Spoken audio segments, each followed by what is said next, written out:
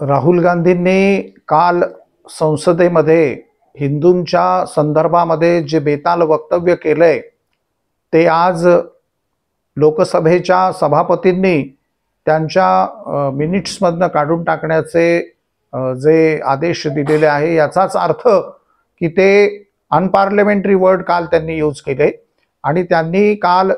शिवपुराणाचा दाखला देत जे मुद्रांचे उल्लेख केले ते तर अत्यंत अशास्त्रीय 24,000 श्लोक साधारणतः 6 खंडामध्ये शिवपुराण विभागलेलं आहे आणि त्या संपूर्ण संदर्भामध्ये कुठेही मुद्रांचा त्या अभय मुद्रेचा जो संदर्भ राहुल गांधी जे संसदेत देत होते त्याचा कुठे उल्लेख नाही। त्याचप्रमाणे भगवान गौतम बुद्धांच्याही संदर्भाने त्यांनी अभय मुद्रेचा उल्लेख केला, शिखांच्या पवित्र गुरुदेवांचाही उल्लेख त्या ठिकाणी केला आणि इस्लामला जोडून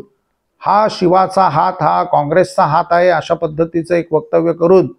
हिंदू दंगलखोर आहेत, हिंदू मारकाट करतात, हिंदू मतभेद करतात। वसुधैव कुटुंबकम अशी हिंदू धर्माची वैदिक सनातन धर्माची संस्कृती आहे। पृथ्वी आप तेज वायू आकाशापासून समस्त चराचर सृष्टीचं पूजन करणारा हिंदू समाज हा दंगलखोर कसा असू शकतो? मला असं वाटतं की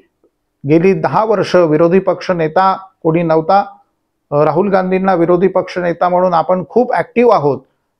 त्यांनी कार्य करावं, आम्ही त्यांना त्याबाबत कुठलंही बोलत नाही, परंतु धर्माच्या संदर्भामध्ये विशेषतः हिंदूंच्या संदर्भामध्ये वारंवार ज्या पद्धतीचे ते वक्तव्य करतायत मला असं वाटतंय की इलाहाबाद कोर्टामध्ये त्यांची जी ड्युएल सिटिझनशिप ब्रिटिश नागरिक आहे म्हणून जी केस चालली आहे मला वाटतं त्याच्यावरती त्यांनी बोलावं असंच मी या ठिकाणी करतो आणि आम्ही समग्र